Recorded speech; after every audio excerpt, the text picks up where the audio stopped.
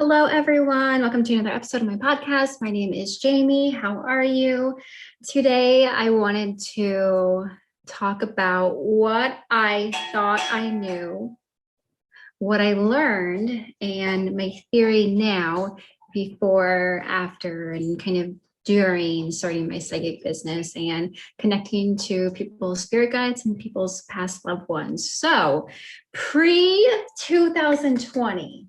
Here's what I thought I knew, that absolutely so much about reincarnation, that we actually reincarnate from lower to higher. So cat to a dog to a human to whatever, that we don't really go from human to a dog. And that when we do transition in the spirit world, source, whatever we want to call it, we have a kind of the amnesia and everything goes away. And we remember who we are, that we've had 97 or however many past lives, and we're able to remember all of them. And that it's so much love and light and everything is sunshine and happy. And we can absolutely pick and decide when we're going to come back to earth, or what we're going to do next with our soul, what our soul is going to experience and journey about. And then we do it all over again until infinity. And after my mom had transitioned, my mom was and is a lovely, beautiful person. If you knew her, she's made you laugh before. She might have made you roll your eyes before. If you've met her at the grocery store, she's probably struck up a conversation with you. And if you're in the family, you might have had to leave the room or had a little bit of a trigger tip. Why would you say that? Why would you insult me in that kind of way? Why would you embarrass me? But also so many belly laughs, so much love, will bend over backwards and more. Something that I talk about today. I talk about it a lot of, if you needed something from my mother and she didn't have it, she would go out and buy you 20 of this thing. If it was her last strand of toilet paper or a drop of water, it would be yours, and you wouldn't even have to ask her. She would do whatever for you. So also at the same time, very triggerable, because her sense of humor was blunt and not so much joking. I want to lighten it up and give some examples that are funny. So I have 3 other siblings, 2 older sisters, and I have a twin brother. And most of my gifts from my mom, not most of them, no, I'm going to take that back. I'm just going to share a few of the Christmas birthday gifts that I've gotten from her. So my sister we're the same size. We're the same size. We're petite. We're both 5'4", whatever, kind of 100 pounds, just because I want to share. Women, you're going to understand when I get to the point of this. My mom would buy my sister extra small shirts, and we both probably wear small. My mom would buy me large or extra large shirts all the time. It was comedical. It was comedial, whatever that word is. How do you see me, lady? And I've also had received several Proactive acne face wash, teeth whitening strips, where everyone would be getting gift cards and money. So that's the kind of funny, silly relationship triggers that I kind of had with my mom. And I laugh about it now. I do probably still have some of her large or extra large shirts that she gave me. And she was also very, very loving. She knew that I was connecting with aliens, because I just flat out kind of said it. And she knew that I could see auras, and that I was practicing seeing auras, and that I was trying to help her see auras. And so sometimes when I would be looking at her, she would say, what are you looking at, my halo? And I would say, it's an aura, Mom. And she had cancer for 5 years. And during the last kind of 6 months of that, I had actually moved back in with her, and we had a fun time, but it was also a lot of bickering. And this is going to make sense. I'm going to get to the point of why I'm sharing all of this, where one minute we could be slamming doors, and in each other's faces. And the next moment we would be laughing, staying up all night, being silly, being goofy, watching whatever kind of psychic on TV and making fun of not people, but we really bonded. We were very, very closely connected. And with her cancer and everything, me being spiritual or holistic or whatever green drink that I made for her, whatever apple cider vinegar, do this every day, come meditate with me. Let's go ground. Let's go clear our energy field. Let's go spin around in the grass. And whatever I had asked her to do, let's channel and connect to the aliens. Let's do yoga and stretches. She was down for it. And I was just a crazy child. I made her sleep with crystals under her pillow and sometimes under her back. And I would say, just suck it up, just deal with it. You're going to sleep on this rock tonight and you're not going to get hurt, but you need to get over it because this needs to be somewhere on your body. And that was our relationship. She was my person that I was able to be super open with. We grew up watching John Edwards when I was in elementary school and middle school and high school. And so the psychic kind of stuff wasn't the weirdest thing in the world. I didn't tell my mom, hey, I'm psychic, hey, I'm intuitive. But when she was going through her transition, I said, listen, lady, I'm going to figure out how to connect to you. We're going to connect more than we do every day. This is not it. Here's everything that I know about the spiritual kind of stuff, and you are going to be perfectly happy and okay. And so when she transitioned, I connected with her right away.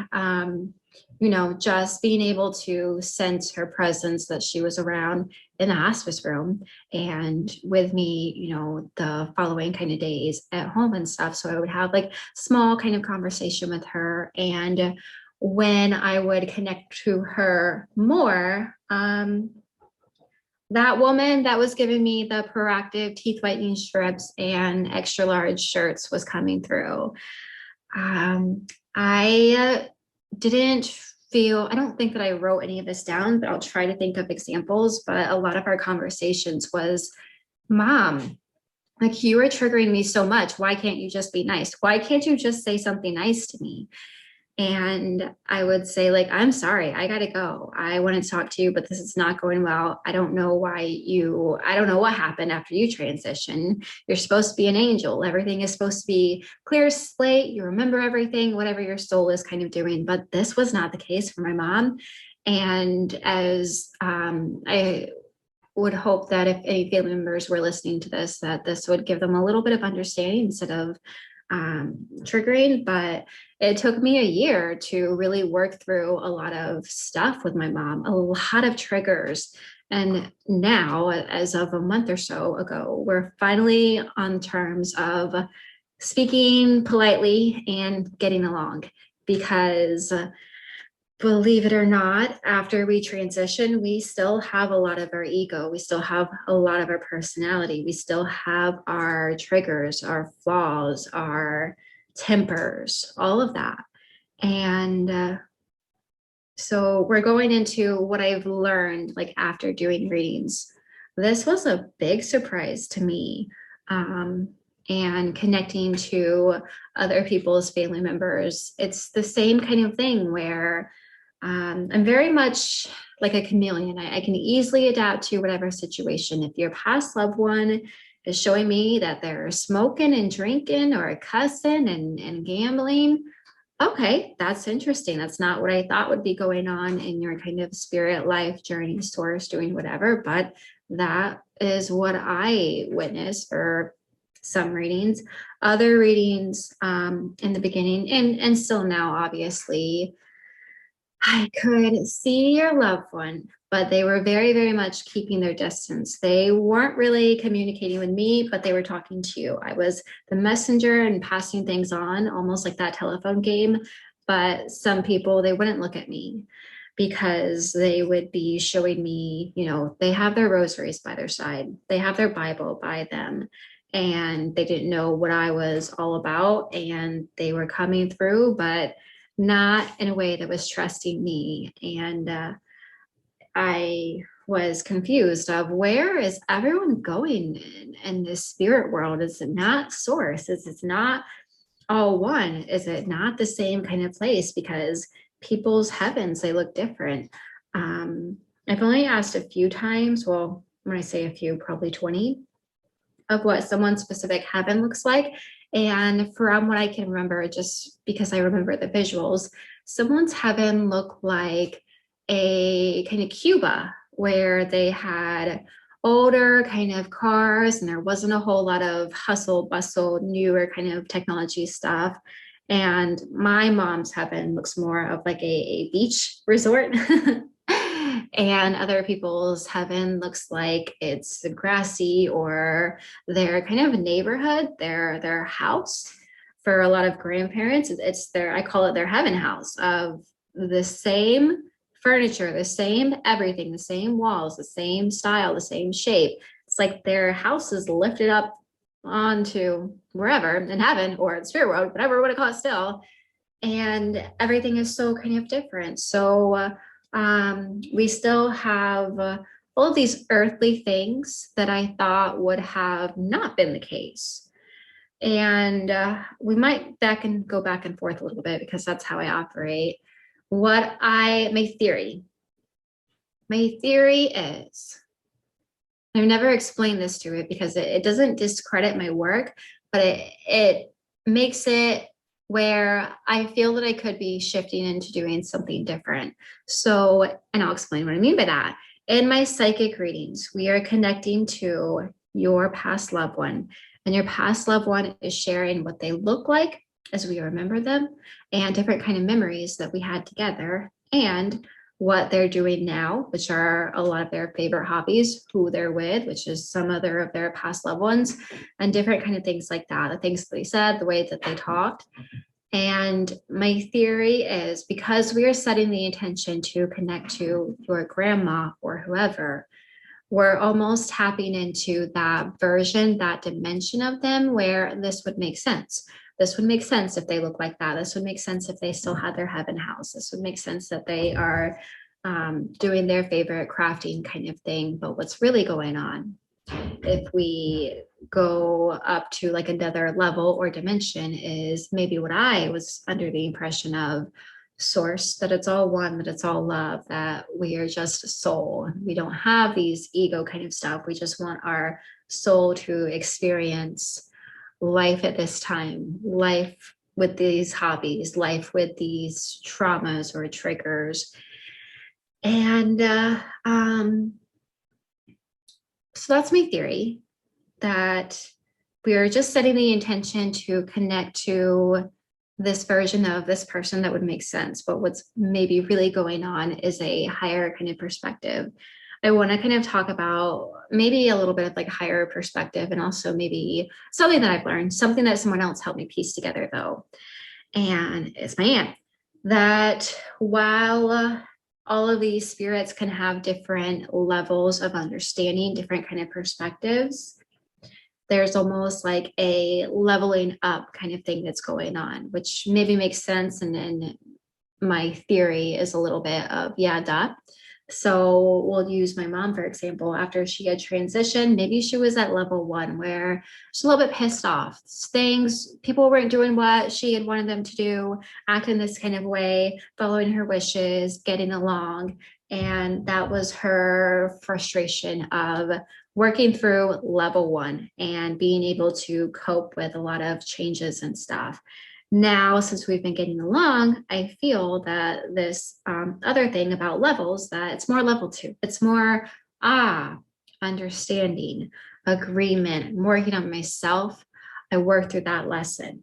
And then I think ultimately another kind of level up would be, I had an amazing life, really, really good, learned all of this stuff, really ready to go back, really accepting of everything. And I feel that all of our past loved ones are at these different kind of levels of, things are tough. They're still working on not so much transitioning, but things being okay, and our family members being able to or having to play out and live life without them. And so I don't know how that fits into my theory. I guess my theory is just level kind of 5, or I don't know if it's 3 or 4 or 5 or 20, but that feels that it would be more of, okay, we're getting back to our soul. And me, if you're watching this on YouTube, kind of smiling, connecting dots in my brain and in my intuition or my mind's eye or my knowing sense of like, yes, answering my own questions, the kind of knowing intuitive that I am. When I have a question, it gets answered. I kind of have an answer for it. So that rings true to me. I feel like I got a lot of confirmation of winky face, thumbs up. Yeah, maybe a couple of does from my spirit guides. I just wanted to share that. I thought that would be interesting for someone who was the 2019 version of me of like, I'm just so confused. Like, what's real? What's really going on? And of course, we all have our own opinions, beliefs, experiences. So that's just what I have gathered. Some things that I have recently discovered that I have been corrected about was the time space stuff, because it's an ever learning kind of circle for me. Time space, what in the world? Trying to grasp onto it. My spirit guides have told me that when it comes to reincarnating from cat to dog to human and then back again, we can be doing all of this because there is no time. It's not linear. It's just a big kind of, someone's told me the term or given me their kind of symbol for this of like a Rolodex of like spin or things spinning, and what kind of period or era do you want to land in, and that's going to be like your next kind of life of it. We're not just, okay, when we transition, pass away, we're going to come back to 2030 version of us. No, we might go to, I feel that everything's happening at once. If we can just try to understand this, while I'm still trying to explain and understand that everything's just happening at once. If we want to tap into 1920 version of us, we can do that. If we want to tap into 2040 version of us, we can do that. If we want to tap into cat version of us, we can do that. And so that's why my belief wasn't super right, I feel, of we can't go from fish to cat or to cat to fish. We have to like be evolving, going up, but we're always kind of evolving because our soul is experiencing a lot of different experiences.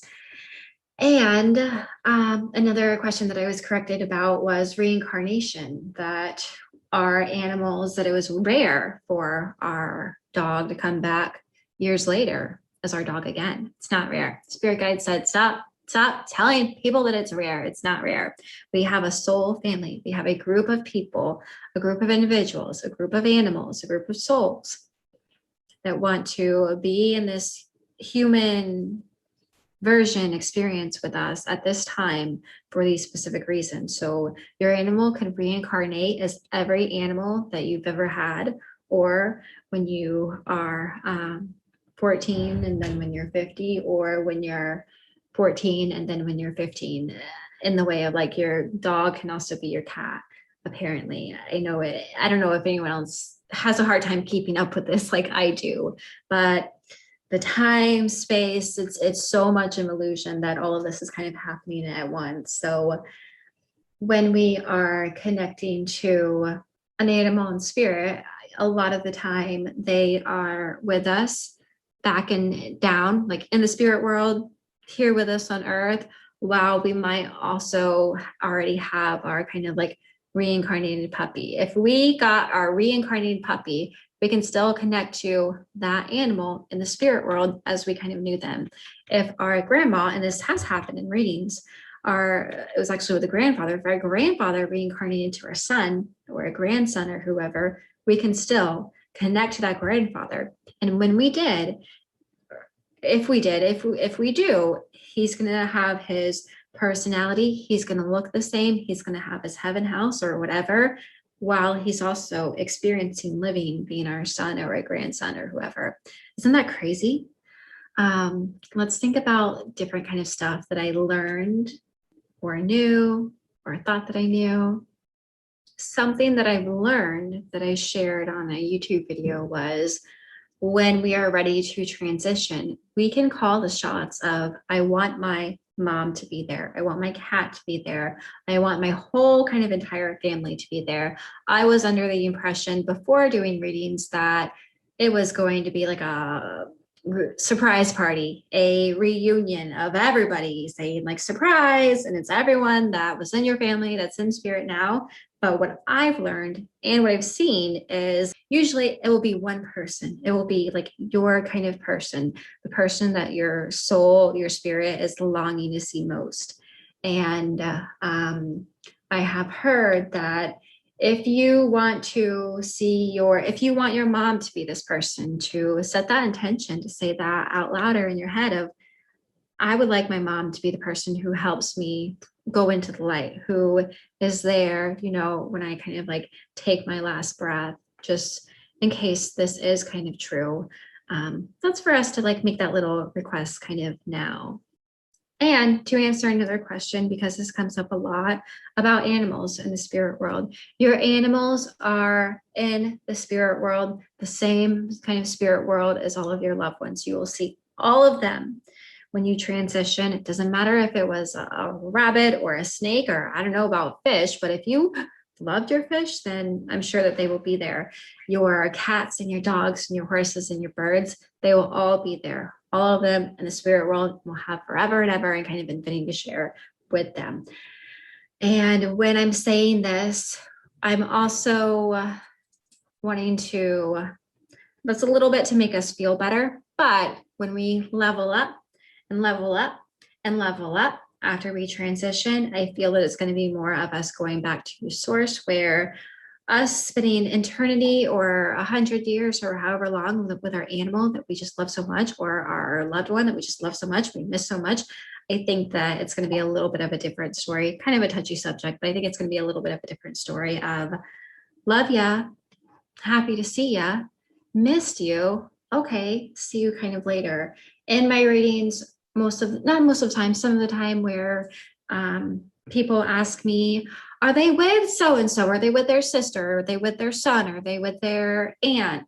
If it's someone who's really, really close to them, like a son, a lot of time, maybe obviously parents and children will stick together. But if it's an aunt or somebody who isn't super duper close with them, I mean, I saw them, they're okay, they're here, but we don't hang out with them kind of every day. It's not like the let me hug you for 10,000 million seconds. It's more of, hi, my soul recognizes your soul. I love you. I miss you.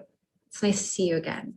And then there's no kind of like lack going on. So we're not smothering them, if that makes any kind of sense or brings clarity for us.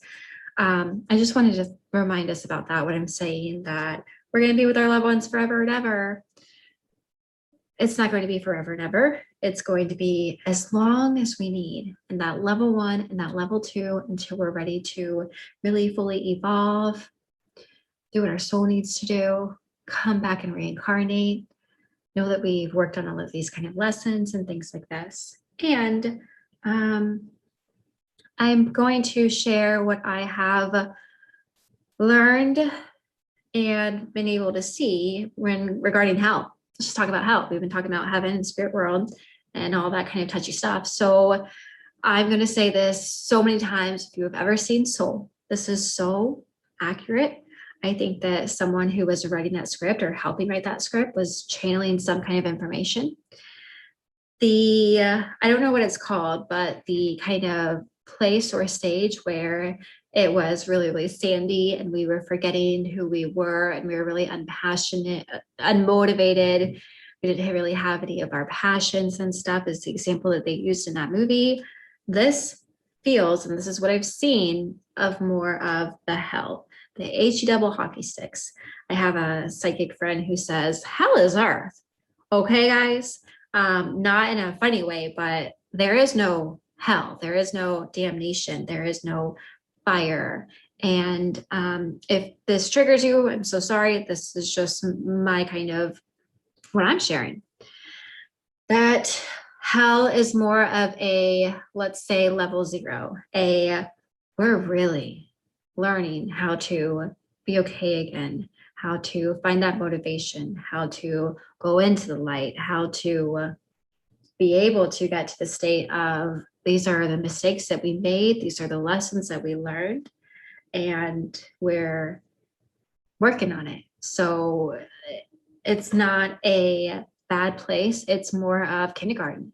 It's more of blank kind of slate and really having to work on ourselves to be able, this was okay. These lessons were okay. I understand my wrongs. I understand this. That is the sludgy kind of setting that I could paint for us about whatever hell is. When I say sludgy, the way that I see it is it's just dull. And it's not that you're not in the light, but in the light is more, oh, we see clearly everything is good. We can connect to our loved ones still, I feel, when we're in this sludgy kind of thing, but it's a little bit of, actually, I don't know if that's true. I'm going to go back. So I haven't connected with anyone other than a murderer. I hate to say that. That wasn't very nice. I connected with Lizzie Borden. She was in this place where she was working on herself. She came through, she was able to come through. And I could tell that she was in this place because there was a lot of resentment, a lot of wanting to go back, a lot of ego, a lot of still super connected to how she was in this kind of life. That's connected to Steve Erwin, the coaching client today. That's not to say that he's not still connected to like his kind of life. What I mean by that is Lizzie Borden, in a hard way to explain, she was still like living this life that she had where she had with an ex, unfortunately murdered her father and stepmother, and she was still actively like in it, still ghostly working through this. So the reason that I brought Steve Erwin up was Steve Erwin, when you connect with him, when you have a conversation with him, when you feel his energy, he's not still living his life, but he's still with his family. He's still very much caring. He's still very much giving advice, but he shifted through, this is okay. I guess I'll just share in case anyone wanted to know. I had the intuition that I would be sharing this. So I was like, all right, I'm going to have to remember what Steve Irwin said. He was saying that he was okay with the way that he passed because he had such a long, kind of beautiful life. And he also said that it was his 90th life where he was surprised that something didn't happen sooner. And I know I said that I was going to remember what he said, but I can't remember what he said. Thankfully, it's recorded. I don't know. He was just giving parenting advice for someone. And what kind of came up was how short life is, to really treasure this, to really like remember all of this, to really appreciate kind of this. Okay, we're not going to talk about Steve Irwin because I can't remember what was said. And it's not what we're talking about, of like what I've learned, what I've thought I knew, and things like that. Hopefully that sheds some light on the HE double hockey sticks, whatever. I do believe that there are darker kind of entities and things, and I've had them in my house where kind of the same thing. They are working on their stuff.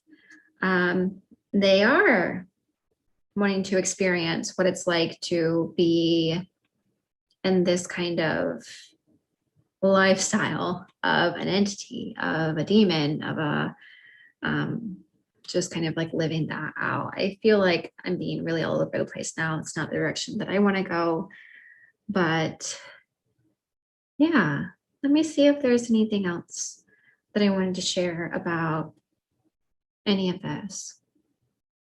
So maybe I made it clear that we are able to get from this level 0, this forgetfulness, this sludginess, this HE double hockey sticks. We just have to have the like drive and the want and the really tap into something. And it's rare, I feel. It's a psychic medium, done over 900 readings, connecting to, most people have 3 people that they want to connect to. Some have 11, some have 2. So do the math on how many people in spirit that is. Not a whole lot are in the in-betweeny, the HE double hockey sticks, the misplaced.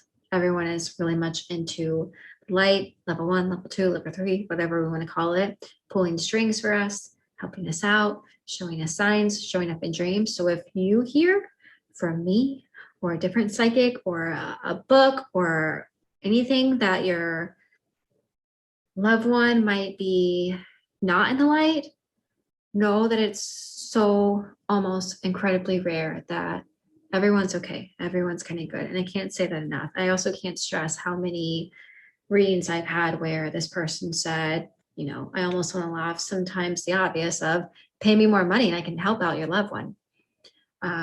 Or they are not in a good place, or they are stuck, or they are in between. This has happened maybe 4 times. And if I can sense that your loved one's in the in-between, it is a little bit awkward of, all right, do you want to connect with anyone else? Actually, let's go back to this person because something's not right. If it's okay with you, I would like to kind of fix this. I don't want to freak you out or scare you that they're not in the light. I just feel that they're a little bit too much.